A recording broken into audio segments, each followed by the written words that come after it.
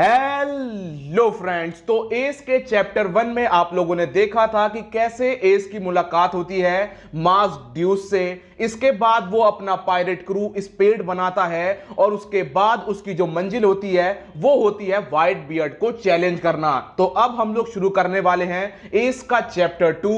तो आइए फिर शुरू करते हैं। मांगा शुरू करने से पहले मैं आप लोगों को कुछ बताना चाहूंगा ताकि आपका ये पॉइंट मिस ना हो जाए। सैंक्स जानता था कि एस किसका बेटा है। अब आइए मांगा शुरू करते हैं। तो मांगा शुरू होती है एस से। एस अपने अटैक्स की प्रैक्टिस कर रहा होता है और उसका टारगेट होता है व्हाइट बियर्ड का पुतला, जिसके ऊपर एक फ्लेमिंग डायल लगा होता है। तो यहां पर जो एस होता है वो अपने अटैक्स की प्रैक्टिस कर रहा होता है, लेकिन जो फ्लेमिंग डायल होता है वो उसकी सारी फायर को एब्जॉर्ब कर लेता है। जिसके बाद उसके क्रू मेंबर्स बोलते हैं, वाओ कप्तान, ये तो बड़ी ही कमाल की चीज है, इसने आपकी सारी फ्लेम एब्जॉर्ब कर ली है। जिसके बाद एस जोश में आ जाता है और वो बोलता है कि अब मैं इसे फाड़ के रहूंगा। लेकिन यहां पर मैदान में आता है ड्यूस और वो बोलता है, एस इसमें स्पेसिफिक काइंड ऑफ एनर्जी होती है जिस वजह से तुम इसे नहीं फाड़ सकते हो। एस बोलता है ठीक है। अब एस बोलता है, सब लोग तैयार हो जाओ, हम लोग पहले साबोडी जाएंगे, फिर फिशमैन आइलैंड और फिर हम लोग न्यू वर्ल्ड में एंट्री मारेंगे।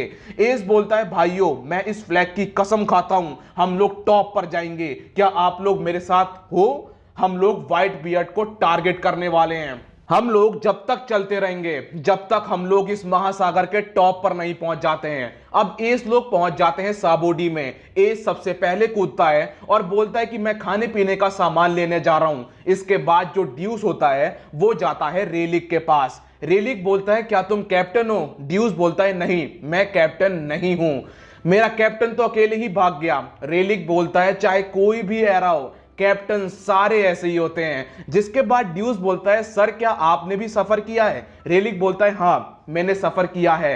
रेलिक बोलता है, वो एक कोइंसिडेंस था, मैं शिप पर था और उसके बाद एक लंबी जर्नी पर था। इसके बाद जो हमें नोटिस करने वाली बात है कि एस कभी भी रेलिक से नहीं मिला होता है। अब एस आता है खाना पीना लेकर। इधर जो ड्यूस होता है उसको पता चलता है कि जिससे अभी वो बात कर रहा था वो था सिल्वर रेलिक, जो कि पायरेट किंग का राइट हैंड था। एस बोलता है, तुम लोग क्या बातें कर रहे हो? तो पूरा क्रू उसे पूरी बात बताता है। फिर वो लोग बोलते हैं कि अगर आज वो जिंदा होता तो एस तुम उससे जरूर मिलते।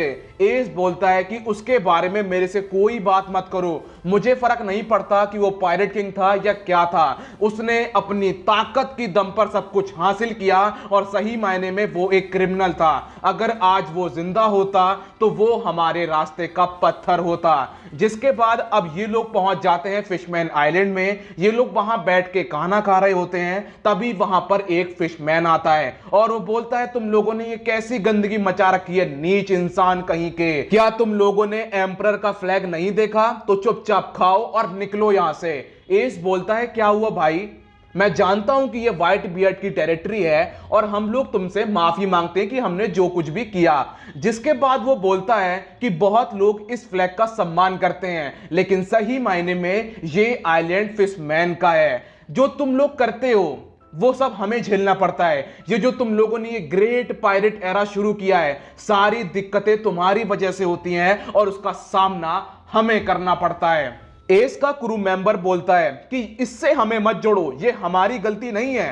फिशमैन बोलता है, तुम इस क्राइम से भाग नहीं सकते हो क्योंकि तुम्हारे अंदर भी वही खून दौड़ रहा है। अब एस को गुस्सा आ जाता है। एस अपनी फ्लेम पावर का यूज करता है और उसे मसल देता है। इस दौरान ये लोग जिस रेस्टोरेंट में खड़े होते हैं ये उसमें भी थोड़ी सी तोड़फोड़ मचा देते हैं। अब एस लोग पहुंच जाते हैं न्यू वर्ल्ड में। एस न्यू वर्ल्ड में तबाही मचाता है, इतनी बुरी तबाही मचाता है कि एस की बाउंटी बढ़ रही होती है, बहुत खतरनाक तरीके से बढ़ रही होती है। तो जो ड्यूस होता है वो एस से बोलता है कि एस थोड़ी देर रुक जाओ, हम लोग बहुत समय से नॉन स्टॉप बैटल करे जा रहे हैं, हमें इन्हें आराम देना चाहिए। एस बोलता है, अब हम लोग शैंक से पंगा लेने जा रहे हैं। जिसके बाद ड्यूस बोलता है, एस हम लोग इतने ताकतवर नहीं है कि हम लोग एक एम्परर को हरा सकें। एस बोलता है, तुम क्या कहना चाहते हो?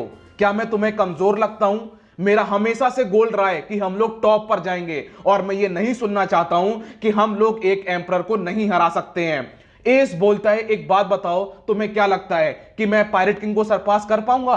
क्रू बोलता है आप बिल्कुल कर पाओगे और हम लोग शैंक्स से नहीं डरते हैं। जिसके बाद एस बोलता है ये सुनकर मुझे अच्छा लगा, लेकिन हम लोग शैंक्स से मिलने जा रहे हैं। अब वो उन्हें बताता है कि आखिरकार एस उनसे क्यों मिलने जा रहा है। एस बोलता है कि एक दिन मेरा भाई एक परेशानी में था, तो उस इंसान ने मेरे भाई की मदद करी थी, तो मैं उसे थैंक यू बोलने जा रहा हूं। जिसके बाद हमें शैंक्स दिखाया जाता है और वो बोलता है तुम लोग मुझसे मिलना चाहते हो।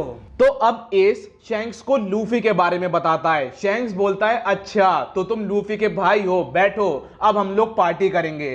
तो ये लोग अब पार्टी कर रहे होते हैं। तो शैंक्स ड्यूस से बोलता है तुम लोग राजा बनना चाहते हो, वो भी बिना किसी रीजन के। तुम्हारी जो जर्नी है वो बिना किसी पर्पस के है। इसके बाद शैंक्स एस से बोलता है कि तुम लूफी के भाई हो। दूसरी चीज, तुम लोग गार्प को अपना दादाजी बुलाते हो, इसका मतलब तुम्हारे पिताजी हैं? एस बोलता है हाँ वो मेरे पिताजी हैं, लेकिन मैं उनके बारे में बात नहीं करना चाहता हूं। शैंक्स बोलता है ठीक है, अपना ख्याल रखना।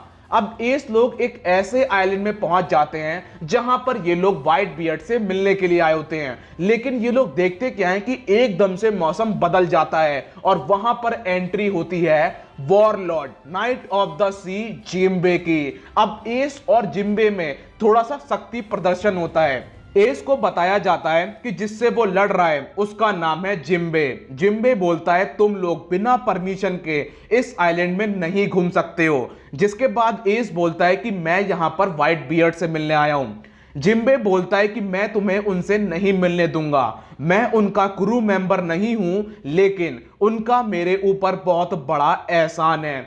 एस बोलता है ठीक है, पहले मैं तुम्हें मसलूंगा फिर मैं उनसे मुलाकात करूंगा। यहां पर S Firefly light flame vortex से हमला कर देता है, लेकिन जिम्बे उसे रोक देता है। फिर एस यूज करता है फायर फीस्ट और यहां पर जिम्बे ग्योजिन कराटे सीजू रेस नाम का अटैक यूज करता है और वो एस की फ्लेम्स को रोक देता है।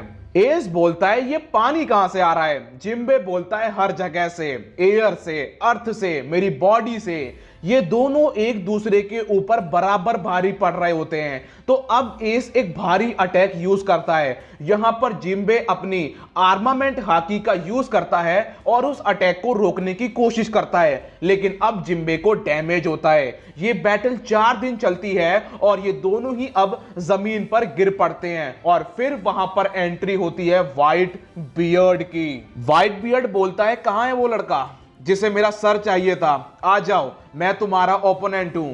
व्हाइट बियर्ड पूरे क्रू को देखता है और बोलता है कि एक काम करो, तुम सब एक साथ आ जाओ। यहां पर जो ड्यूस होता है वो थोड़ा सा घबरा जाता है, उसे लगता है कि कहीं एस मारा ना जाए। व्हाइट बियर्ड की हाकी देख के आधा क्रू सहम उठता है, लेकिन क्रू हार नहीं मानता है। वो बोलता है कैप्टन को बचाओ, लेकिन यहां पर जो एस होता है वो फ्लेम फेंस का यूज करता है और अपने क्रू को भागने का मौका देता है। व्हाइट बियर्ड बोलता है क्या हुआ, तुम्हारी दम निकल गई?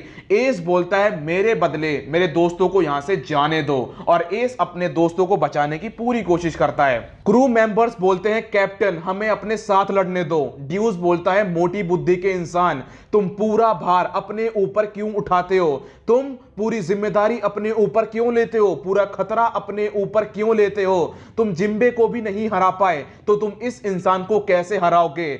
अपनी जिद छोड़ दो, उस रास्ते पर मत चलो जहां हम तुम्हें फॉलो ना कर पाए। तो एस वापस आ जाओ, देखो और बात को समझो, तुम पायरेट किंग को नहीं सरपास कर पाओगे और ना ही तुम्हें उसे सरपास करने की जरूरत है। तो प्लीज वापस आ जाओ। और यहां पर ड्यूस रोने लगता है। एस बोलता है क्या मैं तुम्हें कमजोर लगता हूं? पूरा क्रू बोलता है नहीं कैप्टन, आप ताकतवर हो और आप ही जीतोगे। एस बोलता है तुमने सुना? एस ड्यूस से बोलता है जो मुझे चाहिए अगर वो मुझे मिल गया तो मैं अपनी जान गंवाने तक को तैयार हूं। क्या मेरा जीना ठीक है? अगर मुझे इसका जवाब मिल गया तो मुझे मरने के बाद कोई पछतावा नहीं होगा। ड्यूस बोलता है हम लोग पीछे हट रहे हैं, लेकिन हाँ हम लोग हार नहीं मान रहे हैं। हम लोग इनकी शिप में पीछे से चढ़ेंगे और डायल का यूज करेंगे, एस को लेंगे और वहां से निकल जाएंगे। व्हाइट बियर्ड बोलता है तुम्हारा जो क्रू है वो बहुत ही ईमानदार है, अगर तुम अभी भी बोल सकते हो तो बच्चे अपना नाम बताओ। एस बताता है कि मेरा नाम है पोर्टगेज दी एस और वो ग्रेट फ्लेम कमांडमेंट नाम का अटैक व्हाइट बियर्ड के ऊपर कर देता है। इधर हमें ड्यूस लोग दिखाए जाते हैं जो कि व्हाइट बियर्ड की शिप में पीछे से चढ़ने में कामयाब हो जाते हैं, लेकिन वहां पर इनका स्वागत होता है ब्लैक बियर्ड के द्वारा।